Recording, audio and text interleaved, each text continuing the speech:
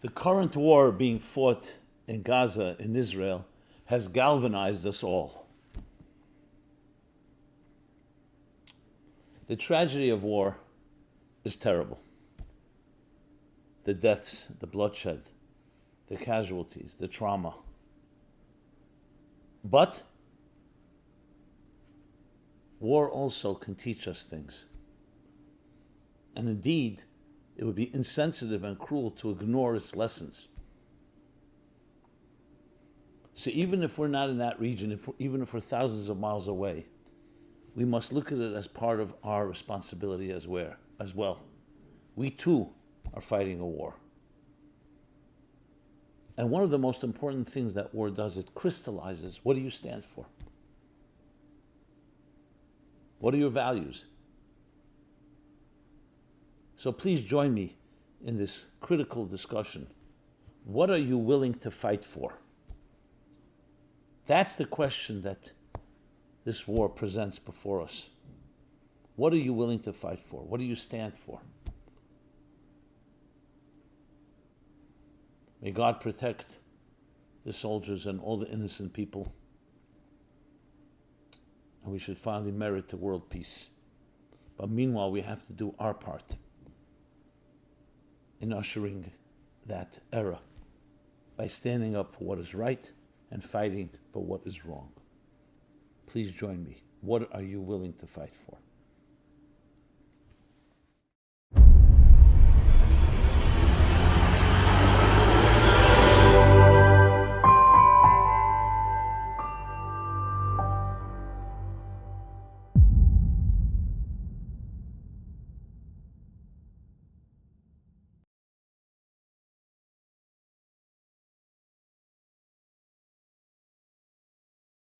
Hi, this is Simon Jacobson, and in the spirit of the events going on in the Middle East, in Israel and Gaza, a war, we'll be speaking about what are you willing to fight for. This program is dedicated by Jeffrey Stark in memory of his mother, Sosha Bat Moshe, and in honor of his father, Abba Leib ben Esther. May he have a complete refuah shlema. And I will add, it's also an honor of all the lost souls that were massacred, that were brutally massacred, their shattered families, all innocent people, men, women, and children, and especially those that are fighting a battle to protect those innocent men, women, and children.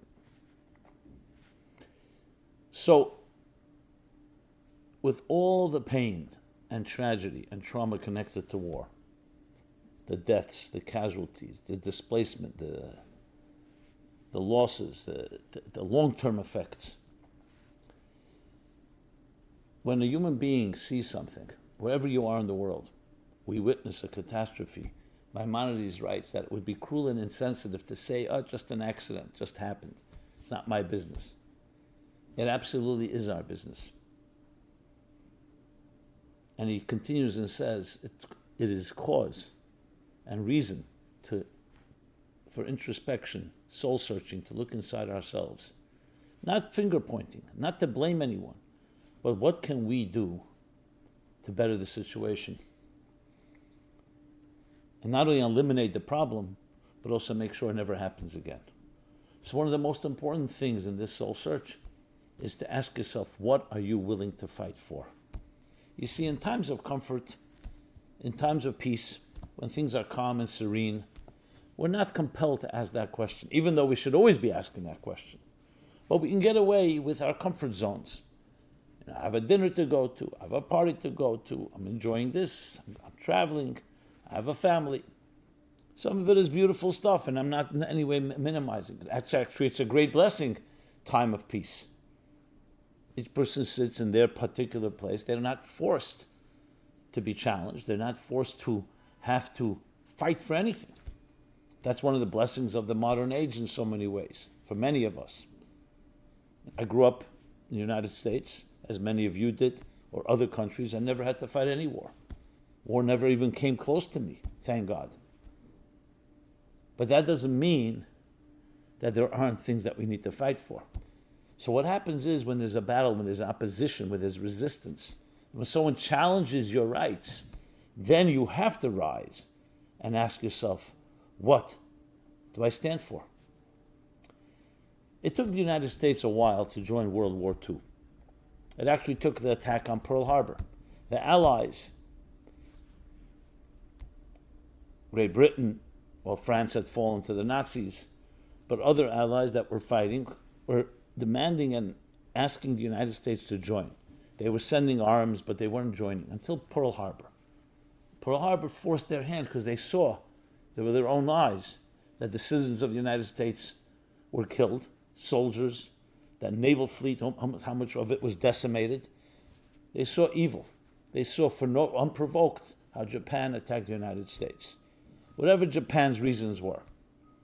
So it forced the United States' hand, because we always prefer what we call the path of least resistance. Meaning, even if things are not good, but if doing something is harder, the status quo will remain. But then our hand was forced. And ultimately for the good. And it was very clear to every person who entered that battle, that war against the Axis, against the Nazis, against the Japanese, against the Italians, what they were fighting for. Why? Because Hitler made his intentions very clear.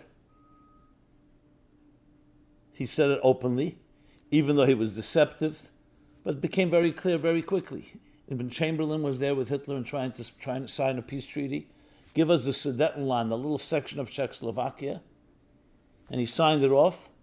On his way back, he was ready, still on the plane, walking on the tarmac down the steps and waving, we have peace in our times. And Hitler already conquered the Sudetenland and Czechoslovakia and was already entering into Poland. So he deceived, but at some point it became very clear. In many ways, you can say an enemy that deceives you of their intentions is much worse, because there's a thing called clarity. By contrast, take the Vietnam War. So initially, in the late 50s, the Eisenhower policy, the United States policy, was to do everything possible, what they called to prevent the domino effect, that communism should not spread. There was anti-communist, the Cold War after World War II, that communism should not spread in the Far East. So first there was the war in Korea, North and South Korea, then Vietnam. It was to stop the flow. At some point, we lost sight. I'm not even arguing whether it was initially even a good objective and an appropriate one. That let others debate. But at some point, the United States and its military lost sight. You could ask an average soldier who was fighting in Vietnam, they know, what are you fighting for? They had no idea, what are we here in this bamboo country?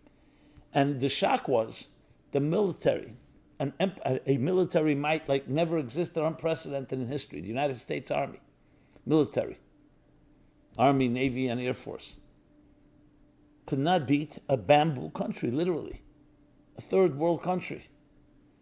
Because once you lose sight of purpose and vision and there's no clarity, what are you fighting for? You could have all the weapons in the world. And in many ways, the Viet Cong knew what they were fighting for. They were fighting for their own homes, for whatever they believed in. It was on their land. The United States was thousands of miles away. What do we gain by winning this war? Most people cannot answer that question, if anybody.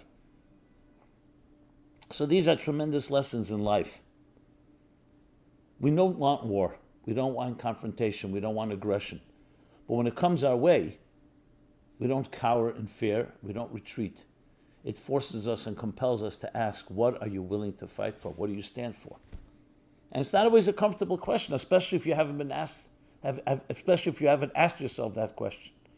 I don't want to compare it, but I remember when COVID began, March 2020, very similar, when the security blankets and the comfort zones of the world were suddenly stripped. We didn't have that usual leisurely attitude to life, where video games and sexuality and money were the most important things. People were lost, many. What do we stand for? As Warren Buffett famously said about investments, he said, until the tide is out, you don't know who's been swimming naked. And that, my friends, is the challenge right now. What are you willing to fight for? So of course now comes the big debate, is there such a thing as absolute good and evil? Are there two sides to the coin? And so on. Well, you could have said the same thing in World War II. There were 100 million Germans. There were many Axis, many people who believed in Hitler's cause. But we know today, and we knew then actually, what was right and what was wrong. One of the big blessings is to be able to see the demarcation, the ability to see and discern right from wrong. There's an expression in the prophets that says, it'll be a time where people will think dark is light and light is dark, bitter is sweet and sweet is bitter, good is evil and evil is good. You read 1984, war is peace, freedom is slavery. So how can you know? Step a step back and put aside all your preconceived notions and look at certain things. What was clear about what the Nazis did? Firstly, let's talk, I'm a Jew, I'll start with the Jews. They targeted Jews for no reason. They had their own distorted, obscene reasons. Men, women, and children began to identify them, began to exclude them, wrote the Nuremberg laws, and then finally started deporting them and started killing them. It's very clear when you see it. Some then were in denial because we don't want to hear things of such horrible. Same thing with anyone they considered unwanted. As soon as you see that, you know there's something seriously wrong. You may not like somebody. You may disagree with them. You may philosophically, but there are ways to deal with it. As soon as you see innocent people, and the best place to measure innocent people are children. We're not talking about people in the military. You could say you're attacking someone who's attacking you. And then becomes a debate, who started? Self-defense. So these things are actually, again, I don't want to call it a blessing, because the killing of an innocent person is the worst thing, but it tells you immediately what's going on. So as soon as you see Simchas Torah morning, October 7th, 2023, the attack that no one even understood the ramifications and the extent, and who they attacked, and how they brutally massacred and took hostage, and I don't want to go into all the graphic details. That's all that you need to know. Do you think the Jews didn't have plenty of reason after World War II to go back to Germany? What you did to us, vengeance? That's not the way of a decent civil person. Not because we forgive, not because we minimize what they did. We have other ways of fighting the battle. As soon as you see such brutality, you know there's something seriously wrong. There's hatred, there's violence that is indiscriminate. Then when you see they do the same thing to their own civilians, to their own people, whatever justification, distorted and obscene as justifications they may have, these are indicators that help an average, objective person determine what is right and what is wrong. I know there's a lot of politics and a lot of media and a lot of propaganda. So each of us have to be intelligent enough and not be influenced by either side. Look at facts. But I'm not here to persuade you that Israel's in the right and the Hamas are terrorists. That you can decide on your own, and many have decided by seeing what has happened now, what has happened in the past. Go back the last 70 years, the last 75 years of Israel's history. Go back to Jewish history, 3,500 years, and you'll see what has happened. Time and again, time and again. Can you justify it all? The Nazis, the pogroms, the Cossacks, the Inquisition, the Romans, the Babylonians, the Egyptians, the Assyrians. I mean, the list goes on. So there's a long history of anti-Semitism and a long history of attacking Jews simply because they're Jewish. But my point here is really to focus on what are you ready to fight for? And that's what we need to look at. So I know people who have already been brainwashed, who have already been programmed. I'm not going to change their mind. It doesn't work that way. That's what programming does well. And I'm not a deprogrammer. It's not my job. My job is to speak to kindred spirits, to you and to myself. Here's a time to crystallize what do we stand for. And in simple English, it means that just like the battles are being fought on the front lines in Gaza, in Israel, wherever it may be, we also have a battle to fight in our own homes, in our communities, in our hearts and souls, and our children, to teach our children, to teach ourselves, to teach our communities. What do we stand for? What are we willing to fight for? What are you ready to go all the way? There are many things in your life that are optional. So now's the time to make a list. And actually, I would suggest take out a piece of paper, or if you want to do it on your phone or computer, by all means, and write down. Begin with 3 things that are absolute values that you stand for, you're ready to fight for and go all the way. You'll be surprised. Because most of our life, because of the blessings, we're not forced to ask that question. What do you absolutely believe? It could be the love of your family. You're ready to go all the way to protect your family. It could be the love of justice and freedom. It could be your religious values, faith. There will always be something that is eternal. You're not going to list on that list money, power, entertainment, travel. Because all those things are optional. And if you don't have them, you're going to go fight for them? Yeah, if it's comfortable, you'll fight to some extent. But this is the time to make that to make that decision, to make that to find that clarity. And it's extremely healthy exercise. Again, I wish it wouldn't happen through all these circumstances. We do it in regular, peaceful, calm times. But now that after the fact, that's what we're compelled to do. So we actually can rise to the occasion and come out better people through this. In the words of Maimonides, that introspection, that soul search, defining what is right, what is wrong. Helping ourselves and our children. What do you do when there's a disagreement? Let's say your 2 children are fighting with each other. Teach how to disagree in a healthy way, in a loving way. Whether you have a disagreement with someone in your community, a neighbor, a friend, a family member, this is a time to look at it deeper and to mend ruptures and rifts, and to look at things that perhaps you have overlooked or just let the status quo take over. Yeah, maybe it's time to call someone you haven't spoken to in a long time and discuss it. This is called digging deeper and being more human, more divine. These weeks we read in the chapters in the Bible and the Torah that the human being was created in the divine image. This is the time to allow that divine image to rise. What are you ready to fight for? Your mission in life. That you have a divine mission. You were sent here, down to this world. Every morning, we say Moda'ani with a new passion. What is that one-line prayer that says, thank you for returning my soul to me? That's something we're ready to fight for. Your soul, your very soul, your very destiny, your very calling. Why are you here? To spiritualize the world around you.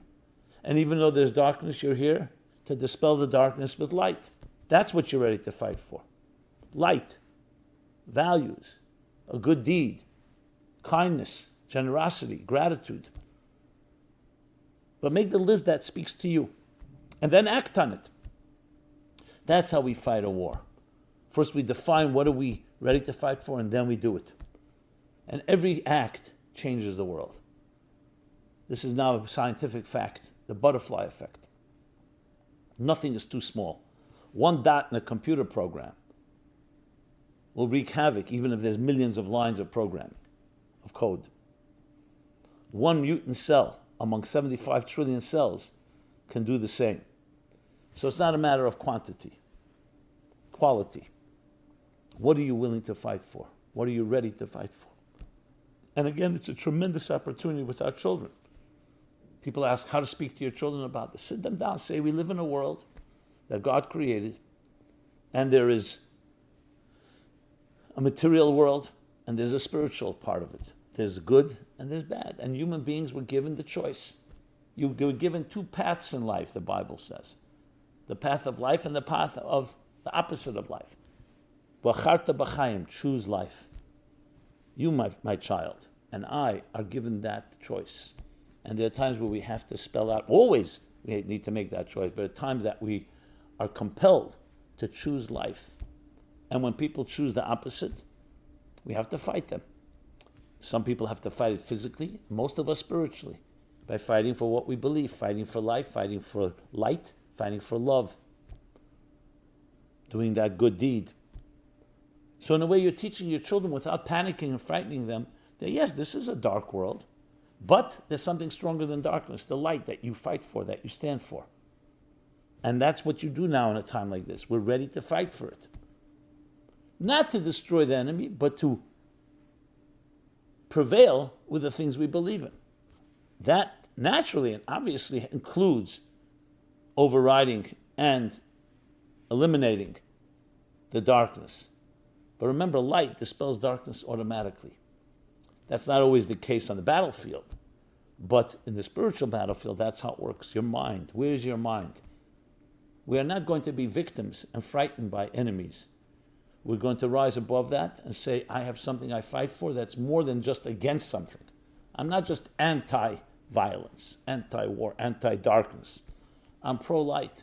And that pro-light is with more passion than they have for the darkness they fight for. These are all lessons we can teach ourselves and our children in times like this.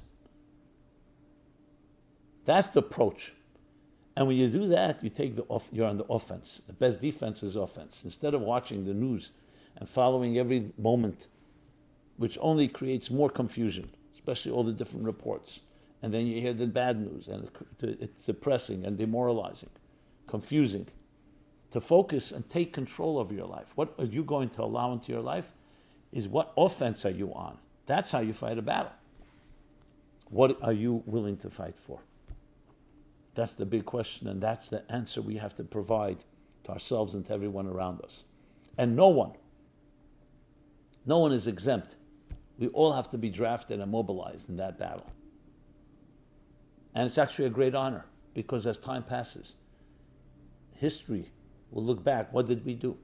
What happened when these confrontations took place? How did you behave? Did you freeze? Did you get paralyzed? Did you retreat in fear? Did you surrender? Or did you rise to the occasion and said, no, I will not take this lying down. I will stand up for and I will define and stand up for what I believe in. And I'll fight for it in my own home, in my own heart and soul, in my own home, in my family, in my community, and share it with others. It's not just ourselves. When you do that, it becomes contagious. Make it viral, a positive viral thing. Instead of social media being now a platform for misinformation, for hatred, for all the different debates, let it be a platform for this ripple effect, for this revolution, grassroots revolution. What are you willing to fight for? When you share it with others and others share it with others, we could have a real revolution of good. And don't underestimate that power. Hand in hand with whatever has to be done on the ground or in the air or on water or on the sea, in the battlefield zones, to protect the innocent. This is what is called upon. This is the call of the hour to each one of us. I, for one, will not go down lying down. I will do whatever I can through my mouthpiece, through my platforms, through our platforms, to broadcast this message and hopefully reach as many people as possible. But I see myself as one of everyone, and each of us have to do our part. So I hope that my words that are coming from my heart, to whoever's listening to this, enter your heart. And more importantly, motivate, inspire. Define what you stand for. Define your calling. Act on it. Even if it's a small group of people, it has that effect. And collectively, cumulatively, we will tip the scales and bring personal and global redemption, personal and global peace and harmony and unity amidst diversity. That though we may have different approaches, but we're all one organism. How tragic is it that one part of the organism feels so separate that by killing or hurting another part of the organism, it's actually killing itself. That's also what we're willing to fight for. To teach people, what are you doing? You're hurting yourself when you hurt others. In your distorted view that you think you know exactly what is right and you're ready to kill everyone else in that path. Yes, let us merit to that personal and global world peace, personal peace, harmony in every possible way. This has been Simon Jacobson, Meaningful Life Center, meaningfullife.com, and I'd like to say right here, announce, which I've already done, but I'll announce it again, that we have mobilized ourselves, our team, and launched an offensive, a spiritual offensive. So please go to our website, meaningfullife.com, and we have a special section which is constantly being updated daily, every hour almost, with new content and resources to provide clarity, hope, strength, inspiration in these challenging times. And please share that with others. We also have a WhatsApp group, Spiritual War. We have as well as a YouTube channel with a playlist, again, being updated all the time. Please join us. Please share your thoughts, your suggestions, and please share with everyone you can reach. We're at war. And thank God for many of us it's not bloody, but it's a war over the mind, over the heart, of the soul, of what we stand for. Be well, be healthy, stay safe, and may God protect all the innocent men, women, and children in Israel, the Middle East, and all over the world. This program is brought to you by the Meaningful Life Center. Please help us continue our programs. Make even a small contribution at meaningfullife.com/donate.